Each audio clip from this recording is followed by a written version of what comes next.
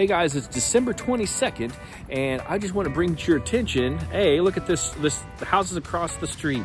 They're all Bermuda grass, they're all dormant as heck, but look at our awesome Zoysia grass. This is Xeon Zoysia grass. It looks just freaking stinking fantastic still, and that is because it's just a hardy, awesome grass. More and more they're developing Zoysia grasses to stay greener longer into the wintertime. Now we're in North Texas, so we don't get the crazy cold like you would up in Kansas City or up and even further north than that. But down here in the southern areas, Xeon Zoysia stays greener.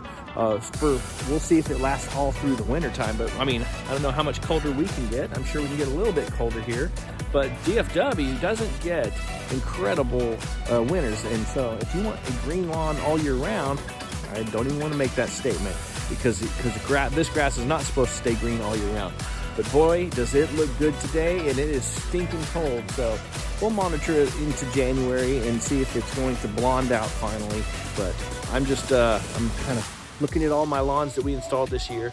Some of them have blonded out, and the reason why is it all comes down to chemicals. Sometimes you put down a weed control on the stuff and it kind of stresses it out a little bit right before the cold snap comes in, and then it's like, okay, it's gonna go ahead and go dormant, stressed out.